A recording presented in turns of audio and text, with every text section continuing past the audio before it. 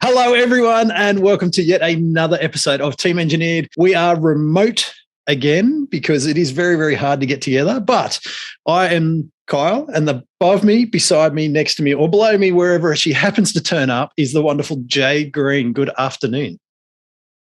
Good afternoon, Kyle. Yeah, we're back in our respective homes today. Back in our corners. Back where I belong. Now, I'm going to try and not die from a coughing fit because I have just recovered from COVID over the last 2 weeks. So I will try not to. You may see me disappear from screen or whatever as I go into a coughing fit, but I will come back, I promise. And hopefully we can mute out all the terrible sounds of that. Now, got this. Today I'd like to play a game, Jade. Okay. It's a really, really simple game. I don't have my beer.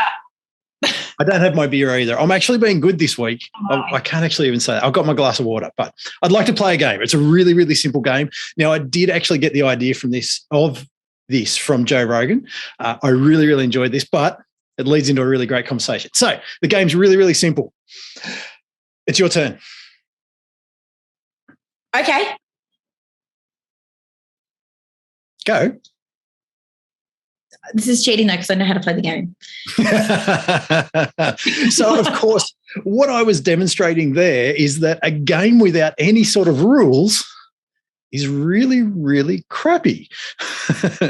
And so I thought it might lead us into a conversation about freedom without constraints is actually not freedom at all.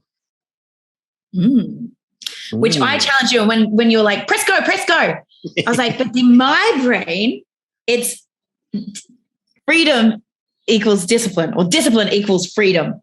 So I don't believe that you can have true freedom without having discipline.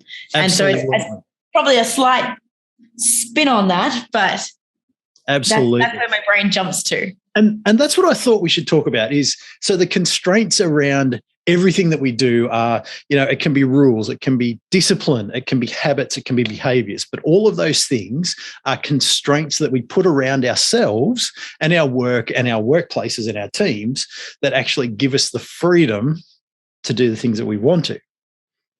Yeah, 100%. So I think just before this, I was talking to you about a one-on-one that I had with one of our team members, and the whole idea of returning to normal. If there's such a thing. What is this normal? What is this normal? But we've had everyone working remote or run sort of blended and coming back to the workforce now that restrictions have lifted. And his fear was that the rug's going to be pulled out from underneath him in terms of being able to do the work from home stuff, because it's quite a big distance to travel to the office for him.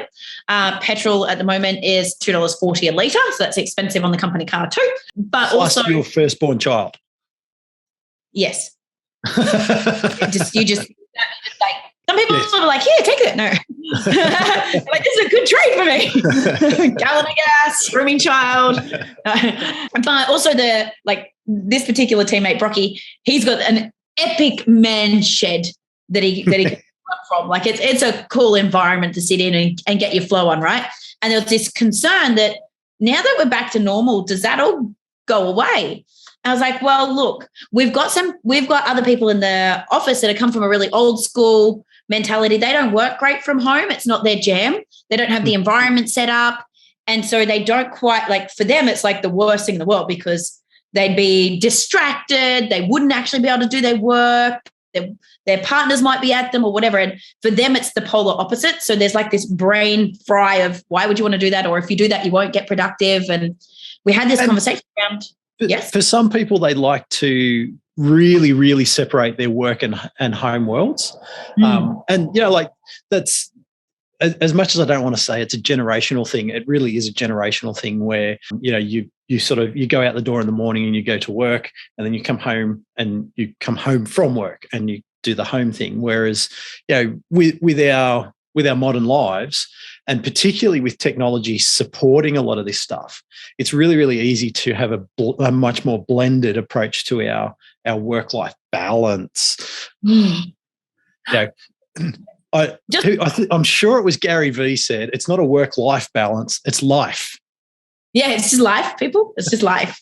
And I believe in harmony. Yeah, it really is generational. I think it also has a bit to do with personality and behavior types. It's got a lot to do with the way your home dynamic is set up. There's so many elements that come along with that. But the idea that we were talking about there is about how do we still give you the freedom when, say, another business owner or leader might have a fear that they can't work so well from home, so you wouldn't be able to, so they want to be able to see you. And that kind of a generational thing, right? So if, anyone in the business, like I know when I used to work as a service engineer on the road all the time, and the story was, if we're in the workshop, we were bludgeoned because our job was to be out on site. And if we weren't in the workshop, then we must have been at the beach. Yeah. And I used to live into it. I used to just share that story anyway. What are you doing here? I'm bludgeoned. Where were you yesterday? I was at the beach. Now, if I think a little, if I think a little bit past that, that probably wasn't the wisest thing to do for certainly the senior leadership that might have been hearing me do that, because all I was doing was being a smart ass, but all they saw was someone that was bludgeoning, even though I was probably working as hard as anyone else in the whole business. Like the luxury of having a day at home instead of 4 hours away. Holy dooly, heaven forbid. But the perception that I gave, that I lived into, was the perception that they all believed.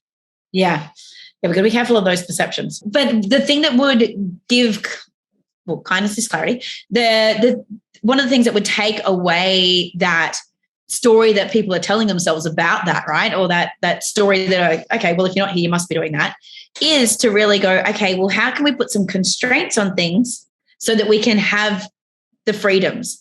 And so the conversation that we were having is like, okay, well, how can we satisfy the needs of some of the people in the business while still giving the freedom here and making everyone happy? And it's about really easy. We just record it in the calendar and we just log the hours. And we just are transparent with what we're doing and our expectations. So the restraint becomes we need to be clear, but we also need to do what we say we're going to do. So I was saying, it's really cool. I don't give a fuck when you do the hours as long as you get them done. Like, do them at 4 o'clock in the morning or do them on Saturday, unless you've clearly communicated to someone that you're going to do something at that point in time. Then that's where it becomes a problem. So the problems become, the constraint comes off. If we don't live within the constraints because we've communicated something, the wheels fall off the wagon.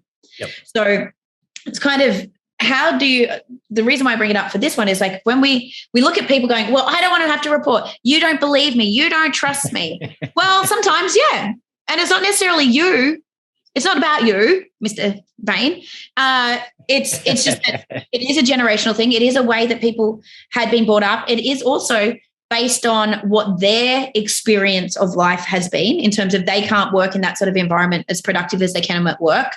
So we have to go, okay, what's a way that we can blend and have this hybrid that satisfies all parties? Yeah. Yeah. And I think, so Ray Dalio talks about radical transparency, and I think, is it Brene talks about it as radical candor, or was that Stephen Kotler? There's a whole book on that one. There's a whole book on that one. So, just being fully transparent. And I think, as much as a leader, as a team leader, you can lead into the story that you think's going on. And that's really easy to get trapped into. You're busy yourself. There's lots of things going on. All of a sudden you realize, hang on, I haven't seen anything out of Bob. Hang on. And then all of a sudden it falls apart. So, as a team leader, it's very easy to slip into that. But I think as a team member, I think our team members need to remember that, what's seen is the perception that everyone sees. So, without feeling like people are looking over your shoulder, be open, like celebrate that you've done things. Celebrate. I was saying to my team in the middle of COVID, fucking tell me if you're going for a run at lunchtime. Let me cheer you on. We actually want you to do that. Yeah, because I don't actually see that as a problem. I don't see that. I actually see that as a benefit, because if you take off for an hour at lunchtime and go for a run, go for a swim or a surf or whatever, when you come back, you're going to be so much more refreshed to get the second half of your day done. So, be transparent about all of those things rather than, I'm not here. Why aren't you here? Yeah. But it becomes then it's more the distrust comes when you try to hide. It seems like you tried to hide something. Then it feels like you feel guilty about it. So therefore maybe it wasn't right, rather than just owning it. So actually this links me back to one of the modules I was doing in high flow leadership around buy-in. And how do we get the team to buy into this stuff? How do we get people to buy in? So we have sometimes people think, oh, you only want me to record things or use a thing like Toggle or Harvest to timestamp stuff because you don't trust me. And it comes to this level of distrust, vice versa. Then you've got other people that are so used to having that level of transparency that if you're not doing that, now I have distrust because why are you trying to hide it? Like if you've got nothing to hide, just do the fucking thing. But it's just coming from the two different mindsets.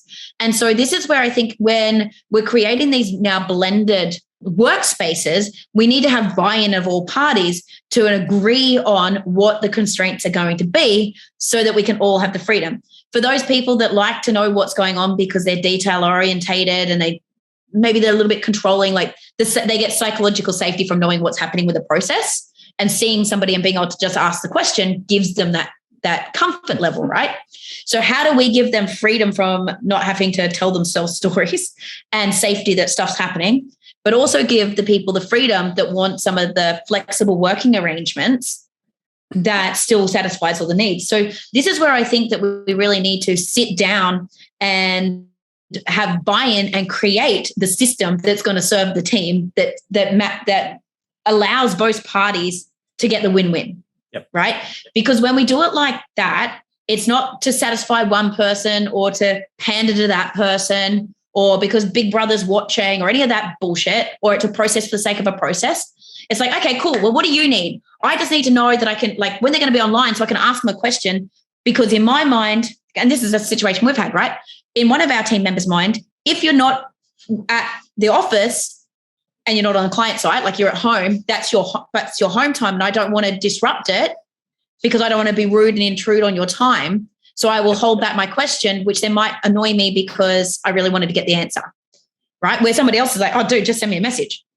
If I get it, I'll answer it. If I don't, I'm offline. But do you know what I mean? Allowing the team to have that conversation is like, okay, cool. What do you need? I just need to know that during which hours I can ask questions and I'm not going to be rude or get updates, or that a project's going to be done, or I can flick this over. The other person's like, I just need some space because I can get in the zone because I get shiny thing. And if I hear someone talking about someone, I'm like, oh, I'm in that little bubble.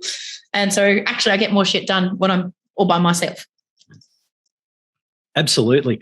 And I think one of the things that I was sort of saying to my team through COVID particularly was something else that as a leader I was thinking about was, are you okay? Like, did you fall down the stairs at home? Did you fall off the chair and bump your head? Like, just as silly as all of that sounds, well, and I know it sounds totally crazy, but as a leader, you're so used to keeping an eye on everyone, like if they're out on site, did they get there on time? Did they get there safely? Did everything go to plan? All that sort of stuff. And so even while we're working from home, I know one of the things that played on my mind was, are you okay through the day? As much as I want to know that you're getting stuff done and all of those sorts of things, like, are you okay? Did you fall off? Yeah. Are you still breathing today? And I know that sounds totally crazy, but I know that it played on my mind with my team, just knowing that, okay, yep. So you went out for a run. Did you actually come back? Make it back? Yeah.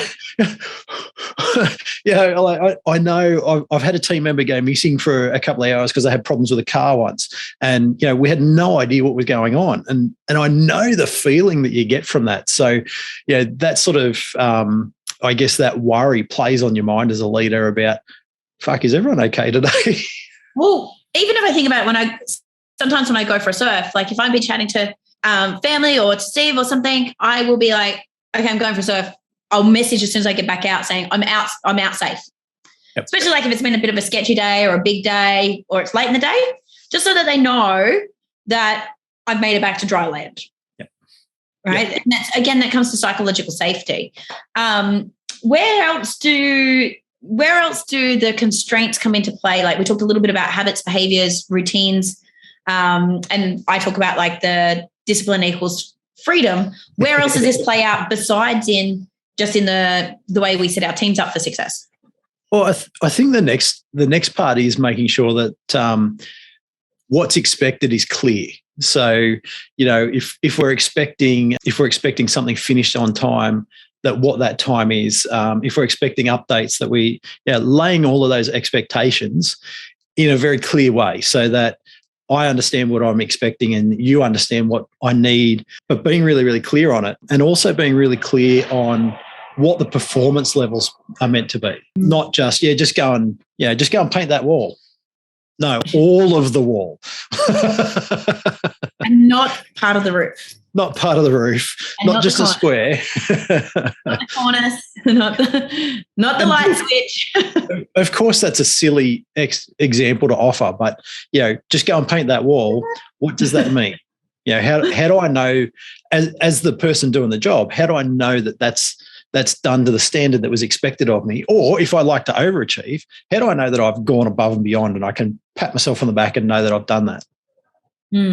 Yeah. So the clarity is kindness thing, and podcast listeners would have heard us say that before, and it comes from Brene Brown, but definitely that expectation piece. So I think we've had expectations for you, like, oh yeah, I needed that done by Friday, but we might have due dated it in ClickUp as Friday, but they didn't know it needed to be done by Friday. Not, oh, I can get it to you by Monday. Like, because I think this was one of the same things. Oh, you need it by Friday. Well, you're gone. Friday really means Monday. Yeah, Friday, Monday. But because there's not a direct like, oh shit, I need it because I want to work on it on the weekend. Yep.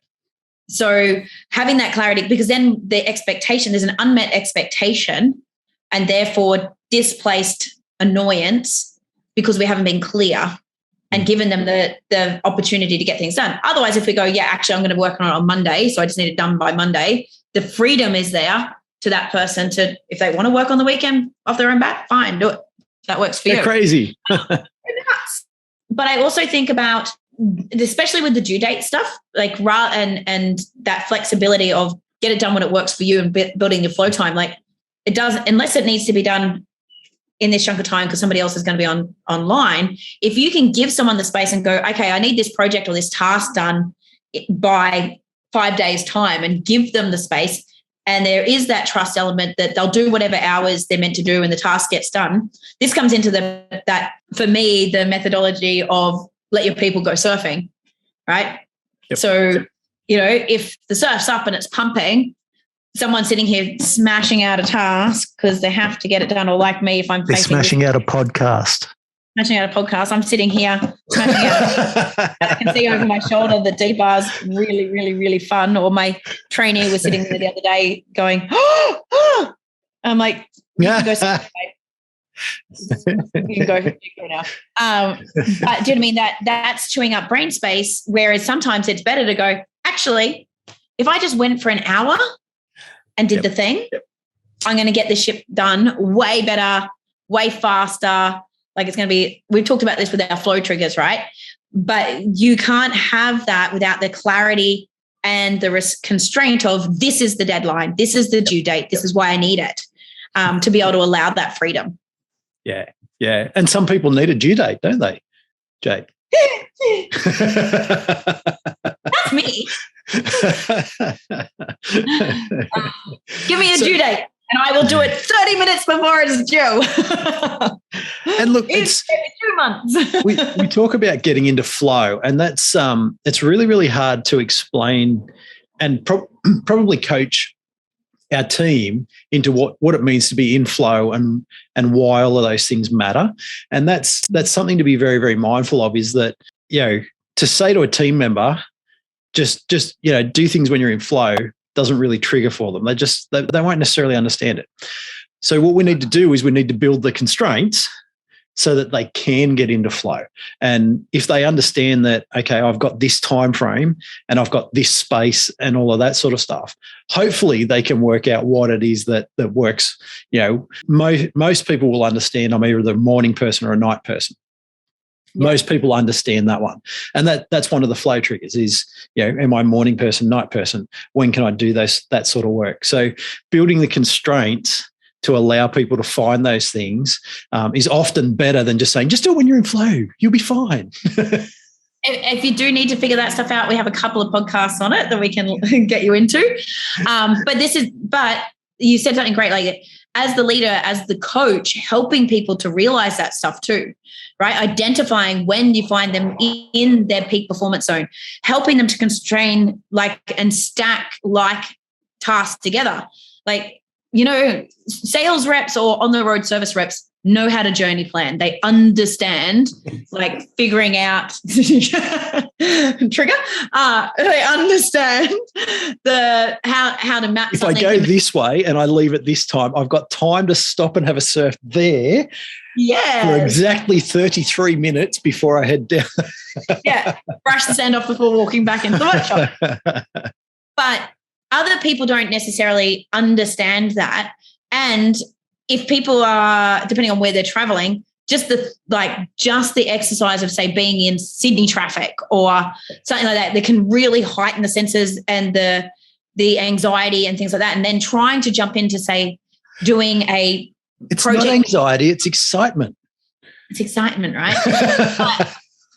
but that, do you know what I mean? Understanding and helping people understand that may not be the thing that gets the best out of them. Yep. For me, if you want the best out of me, make me drive for an hour because all my ideas come online. I download everything. I'm pumped by the time I get there. I'm probably going to sit in the car for another 20 minutes brain dumping shit, but that's a great time to then hit me. Something happens to me and I'm on fire. But a lot of other people, it sends them the other direction. It kind of shuts them down because they've used all of their faculty to not flip everyone off that cuts them off in traffic because they haven't listened to Michael Singer, the Untethered Soul. But do you know what I mean? So this is where we can coach people to help them to figure out how to do those constraints it can be tough to block calendars. This is for me the number one thing that comes up with there is no freedom without constraints or discipline equals freedom. How hard is it? I do this every week with you guys on a Monday. Who did their ideal week planner? Nobody. Okay, everybody, we're going to do it right. Who's been thinking about it? Yeah, but it is a tough thing. It does take a bit of brain space and you kind of don't want to, this calendar's not the fucking boss of me. It's not. Right? Not the boss of me. But the process of giving yourself the constraints and locking down your calendar, really thinking about when you're going to make time to do stuff in the order that makes sense, planning your journeys if you've got journeys, thinking about where you put in your recovery time, right? And for me, having the forced recovery time is super, super important. But it's something that's hard for people to do because they're kind of fuck you, I don't want to be my calendar to rule me. But it's also a hard process to think about. But 100%, the thing that gives me the most freedom is when I have my calendar under control and I don't have to think. I just look. I think you said to me before, what are you rolling into? Do you need space? I'm like, oh, fuck, hang on. No, I'm good. I can roll straight into that one. I don't need them. Now, what you do forget to do is add the buffer space. Wait. Let me wait.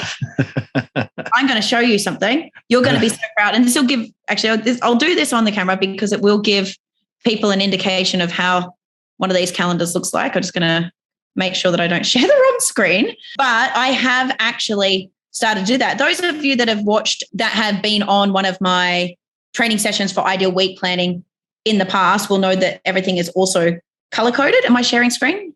Yes. Am I sharing my entire screen or just my calendar? Entire screen.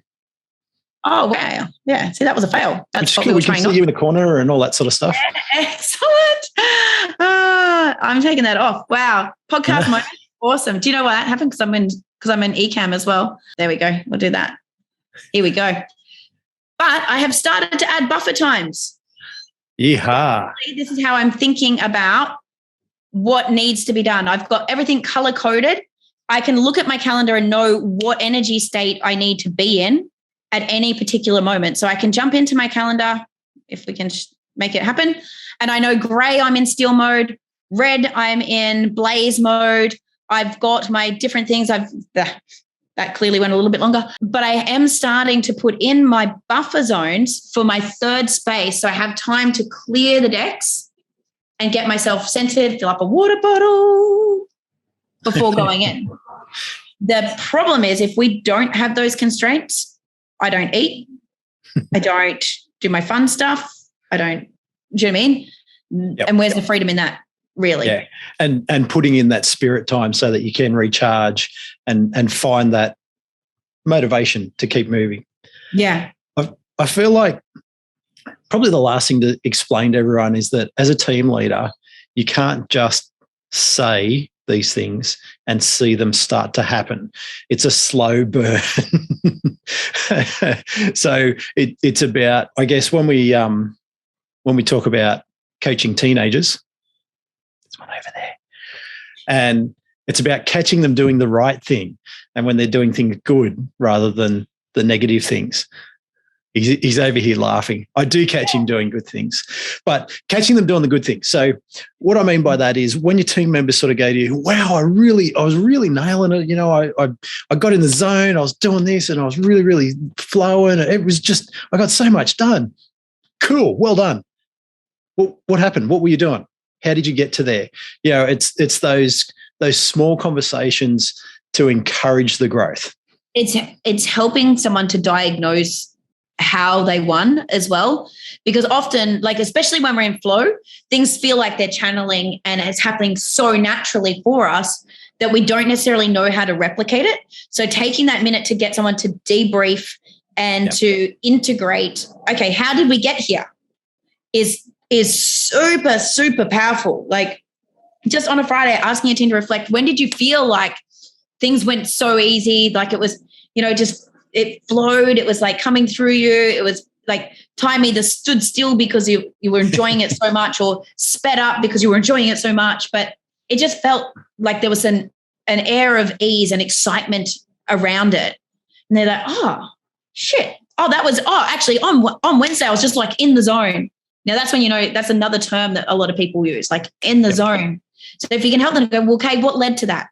Because there's science to it. And there's a Kotler's got books and books and books on the science behind how you get into that flow, and and hours and hours and hours worth of coursework and study and all of that sort of stuff. So at 4 o'clock on a Wednesday to make sure that important.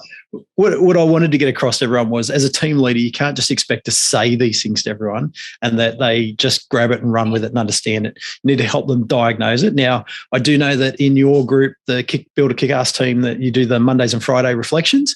If everyone wants to sort of jump on board and get that, you know, that's a really good way to sort of get yourself prepped on a Monday and do the reflection piece, and in that reflection piece, find what the triggers were that actually got you flying ahead. So I'm sure the team will drop information about where people can join up at that if they want to see that. And then, you know, like, take it and spread it out to your teams. Give them this gift. Help them with it. Do it. Make it a regular practice. So it's not easy. It's just not. You've just got to, it's a slow burn. Sorry, everyone. It's not a slow burn. There's no magic pill. You're going to have to work hard for it. Yeah, but it is well worth it. Absolutely. So everyone, that's all about no rules.